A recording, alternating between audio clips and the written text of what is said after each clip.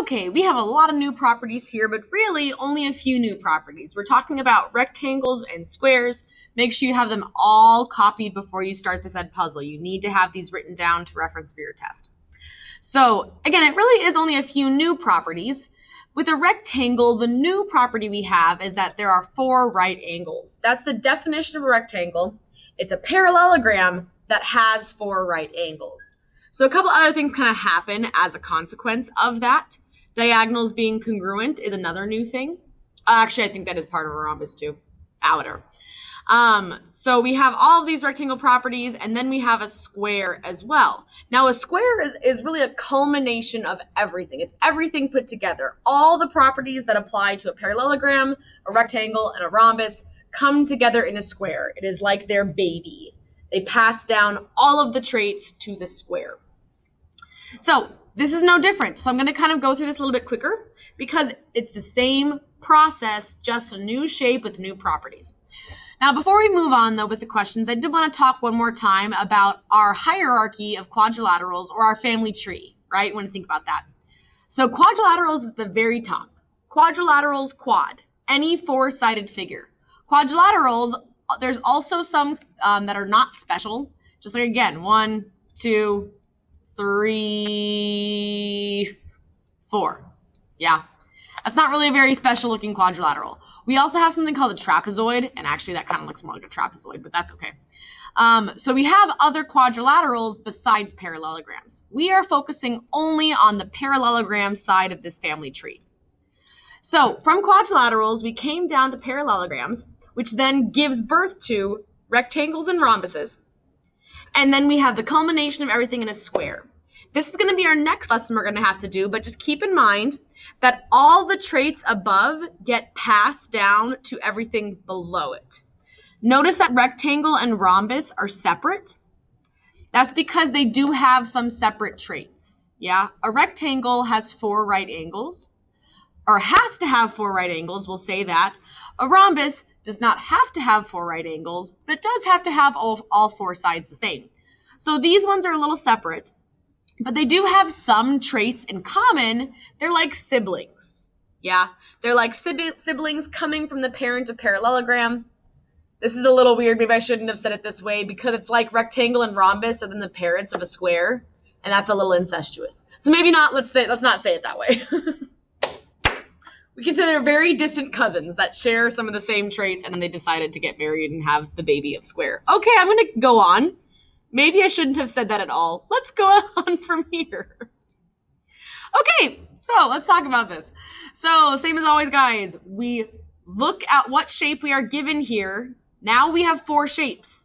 It's very important you realize which one is given because you only look at those properties. And then we look, is it a side, an angle, or a diagonal? We look to our properties, we go from there. So let's look, we have GE. So GE is here. This entire thing is 10, the whole thing.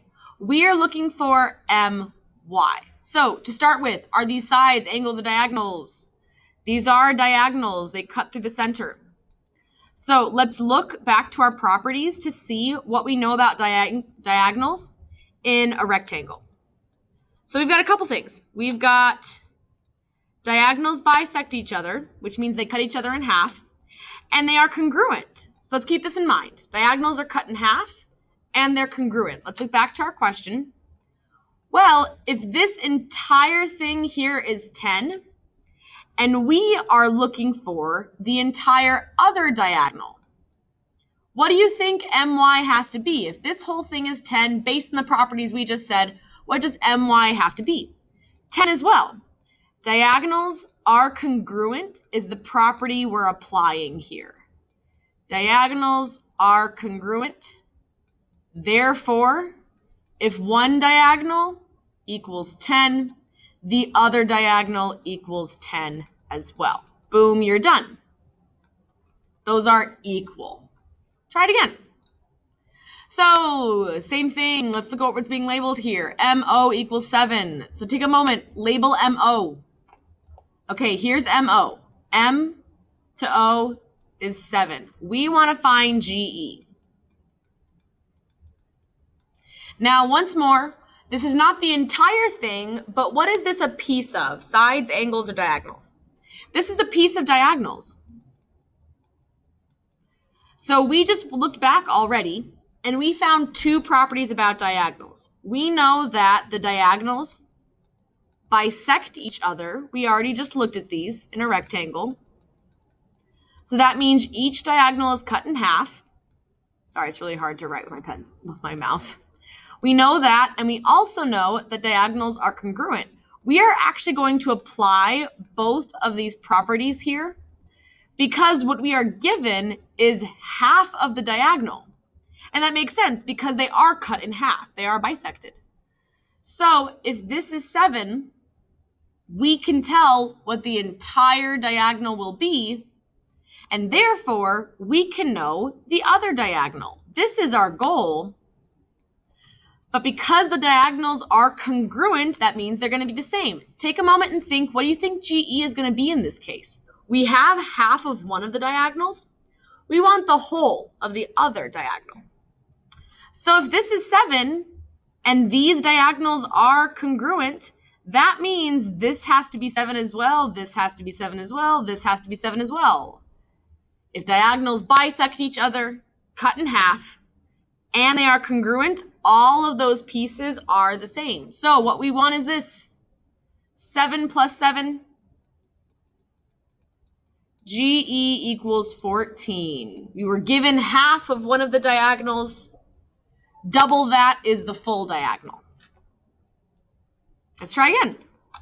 Okay, we're still on rectangle here one more time. So obviously here we are.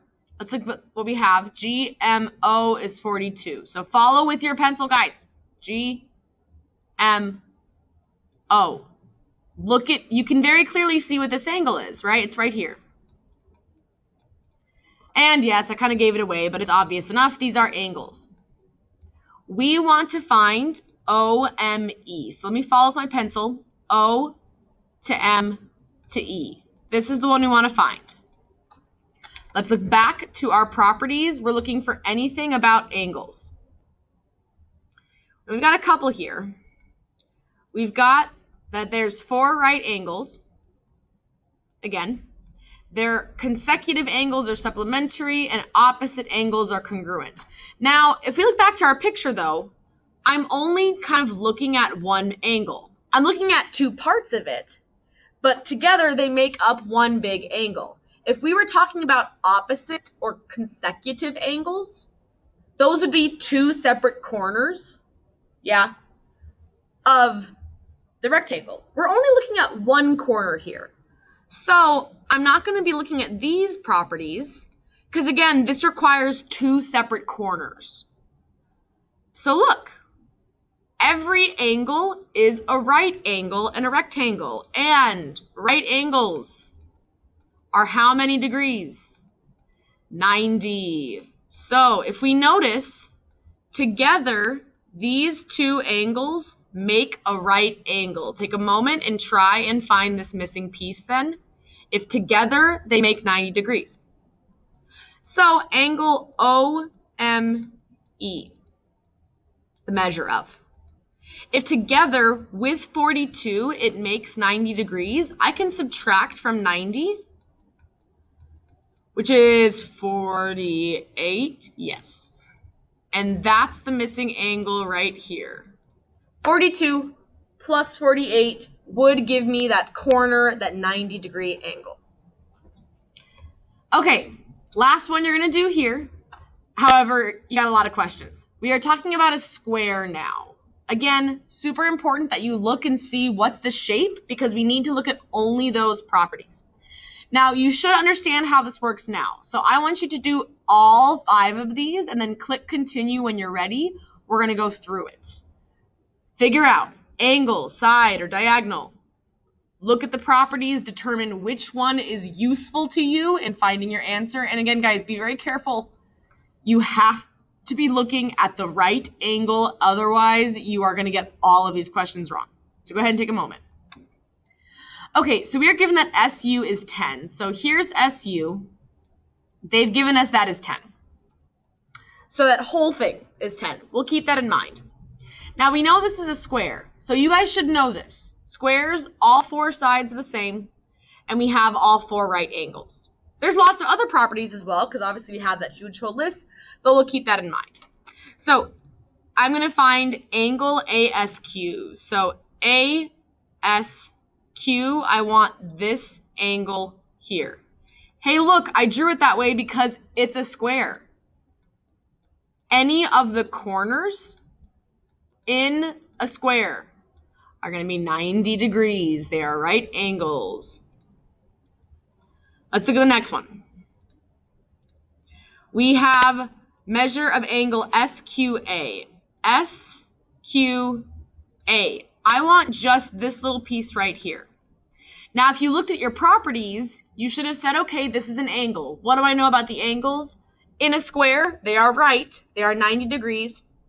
And they are cut in half. They are bisected. So if this whole thing is 90 degrees, this angle is half of 90 degrees. It is 45. Angles are bisected and they are right angles. We put those two properties together to figure that out. That just this little piece right here is going to be half of 90. Okay, let's look at angle ARU. So we've got, erase that there too. Angle A to R to U. A to R to U. Now this one's weird. We're talking about this angle. It's made up of diagonals. So for this one, if you were a little confused, you actually wanted to look at diagonal properties because that angle is made up of diagonals. Now there's a property there that says diagonals are perpendicular, which means they create right angles where they cross. So this angle is also 90 degrees. We have right angles in the corners, because it's a square, but where the diagonals cross, they actually also create right angles. Okay, now we're out of the angles. Let's look at these line segments now. So we need to determine sides, diagonals. We were already given this whole thing here was 10. That was up here. So we're looking for SR. So here's SR. Well, if the whole thing is 10 and we want just SR, that means SR has to be half of 10. It's got to be 5. If this whole thing is 10, just this piece is 5 and just this piece is 5 for this whole thing to be 10. Now we also want the other diagonal. What you should have read, you should have gone, hey, this is a diagonal. And then you looked to your properties and you saw that diagonals are congruent. So if one diagonal is 10, the other diagonal has to be 10 as well. So hopefully we're catching on. You guys really have to think. You can't just go, oh, it's this. Make sure you're looking at the right information. So to sum this up, we are going to talk about this. Oh, I just realized I didn't finish this sentence. That's okay. Okay, so we're going to talk about this tomorrow. This is going to be tomorrow's lesson. But a square is both, or all, excuse me, a rectangle, a rhombus, and a parallelogram. I could look at a square and say that's a parallelogram. Because all it needs to be a parallelogram is that it has opposite sides parallel. I could look at a square and say, that's a rectangle, because rectangles only have to have right angles. And that's what makes a rectangle a rectangle. I could look at a square and say, that's a rhombus, because rhombuses only have to have all four sides congruent. So this is confusing. I've had students rebel against me. They're like, you're lying. Whenever I say, oh yeah, a square is a rectangle, they're like, no, those are different things. Nope. In the same way that an apple can be a fruit and also a food, a square is a rectangle. Yeah, I would look at an apple and say that's a fruit.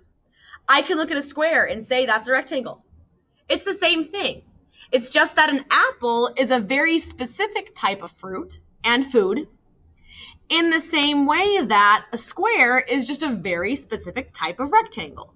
That's going to be our lesson tomorrow. I just wanted you guys to have that in your mind so that you don't rebel against me and you're like, how dare you? A square and rectangle are different shapes.